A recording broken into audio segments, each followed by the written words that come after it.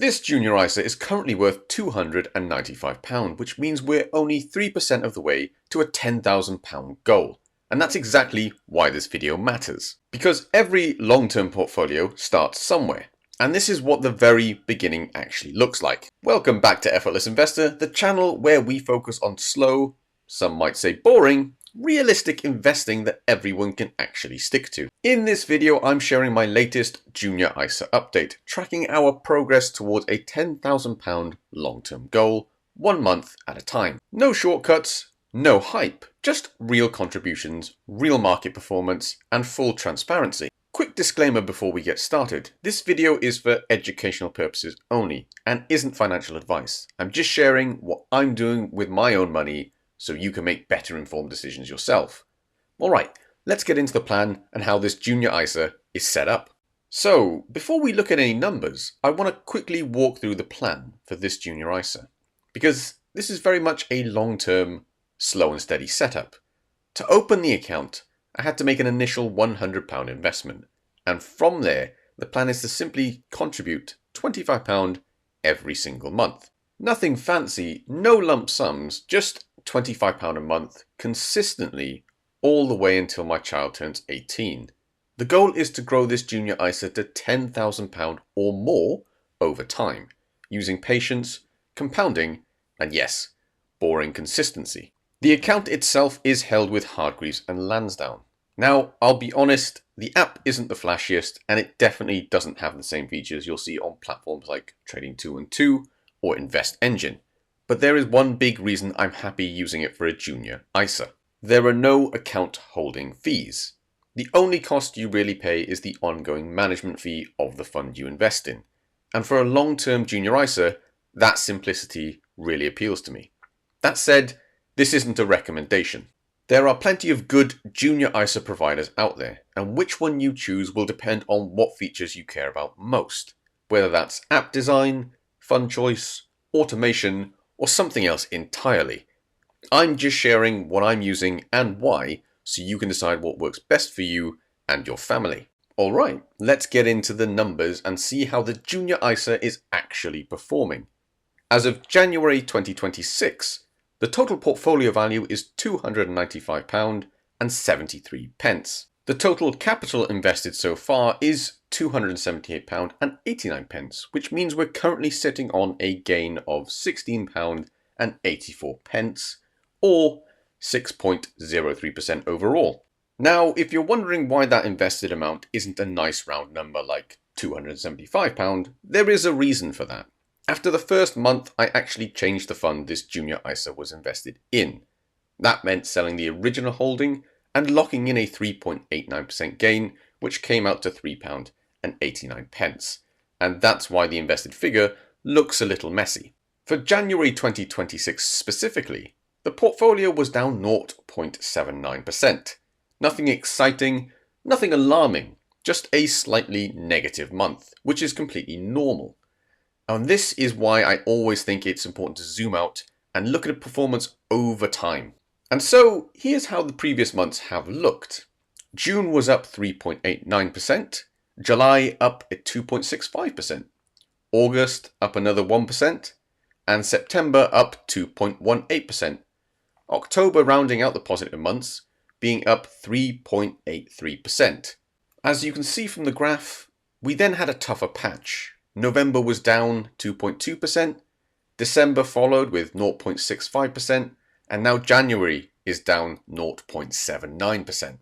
So yes, we've had a few negative months recently, but this is exactly what investing actually looks like in real life. Markets, unfortunately, don't move in straight lines, and for a junior ISA with a time horizon measured in years, not months, short-term dips really don't change the plan.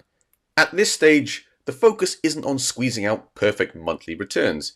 It's simply about staying invested and letting time do the heavy lifting. Next, I want to quickly show you what's actually inside the junior ISA and how it's positioned for the long term. At the moment, the entire portfolio is invested in a single fund, the iShares Developed World Index Fund, specifically the Class D accumulation version. This fund tracks developed markets around the world, so you're getting exposure to a wide range of companies across different countries and sectors.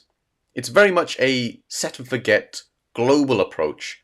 No stock picking, no trying to be clever. Because this is the accumulation version of the fund, any dividends are automatically reinvested back into the portfolio.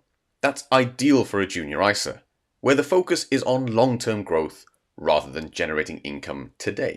In terms of fees, the fund has an annual management charge of just 0.12%, which is very low. Over an 18-year time horizon, keeping costs down can make a surprisingly big difference. The fund currently has a dividend yield of around 4%, which again gets reinvested automatically. And looking at historical performance, it's delivered roughly 16.2% annualized growth over the last 5 years. Now obviously, that doesn't mean it'll do that every year going forward, but it does give some context around why this kind of global index fund works well for long-term investing. For me, this setup keeps things simple: global diversification, low fees, automatic reinvestment, and very little to tinker with. And most importantly, it's something I'm comfortable holding through both good and bad markets over the long run. To put this junior ISA into a bit of context, I always like to compare it to the wider markets.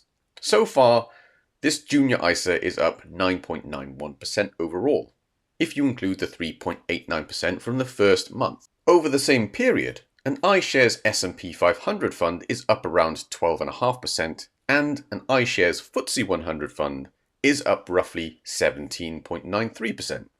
So yes, the junior ISA is underperforming both of those. But honestly, that's exactly what I'd expect. This junior ISA is invested in a globally diversified, developed world fund, not a single country or index. When certain markets, like the US or the UK, have particularly strong runs, a global fund will often lag behind in the short term. That's the trade-off for diversification. The goal here isn't to beat the S&P 500 every year, or chase whichever market happens to be hot right now. The goal is to build a portfolio that I'm comfortable holding for 18 years, through all kinds of market conditions. And historically, a low-cost, globally diversified approach has been a very sensible way to do that. That said, I am going to start reassessing the available all-world funds on Hargreaves and Lansdown, just to make sure this junior ISA is invested in the best option available. That doesn't mean chopping and changing constantly. It's just about making sure the fundamentals still stack up. Next, I want to check whether this junior ISA is actually on pace to hit that £10,000 goal, based on where we are right now. So the big question is, are we actually on track to reach that £10,000 goal? To answer that, I like to look at pacing rather than short-term performance. Based on the contributions so far and a long-term annualized return of around 11.5%, the projected performance at this point, around the 8-month mark, would be roughly 4.37%. That would put the portfolio at about £289. In reality, the junior ISA is currently up 9.91%. So even with a couple of negative months recently, we're actually ahead of where we'd expect to be at this stage. And this is why I think pacing is far more useful than obsessing over individual months. Short-term returns can be noisy, but pacing tells you whether the plan itself is working. With a junior ISA, the real work is done by time and consistency, not by trying to squeeze out perfect returns in the first year. As long as we keep contributing regularly and stay invested, the compounding effect really starts to show later on. So to wrap this update up, there are really two key takeaways from this month. First, the £25 monthly contributions are continuing to build steadily without putting any pressure on my monthly finances. That's exactly what I want from a junior ISA, something that runs quietly in the background without needing constant attention.